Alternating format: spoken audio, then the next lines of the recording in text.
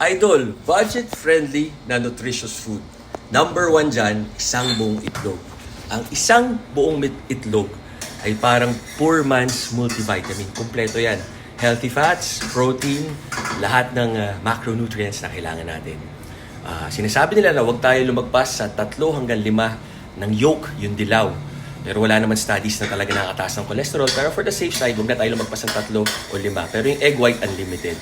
Kasi ano pa bang mga mura? Anong murang prutas ngayon, mahal? I think kanin. Kung mura ang kanin kesa sa kamote or potato, pare-pareho lang yan. Murang kanin. Ano pa, love, na prutas na mura? Mahal ang watermelon pero sobrang okay yung watermelon kasi di tayo tataba doon. Kahit kainin mo isang buo yun, halos tubig lang yun. And sugar niya, tapos yung sugar niya, meron tinatawag na citrulline na good for muscle pumps and glutathione. Detoxifies the body at pampaputi. Diba murang prutas? Kalamansi, yung mga ganyan. No? Tas okra. Yan. Tama kayo, mali ako, I'm not your doctor. Do what works for you guys.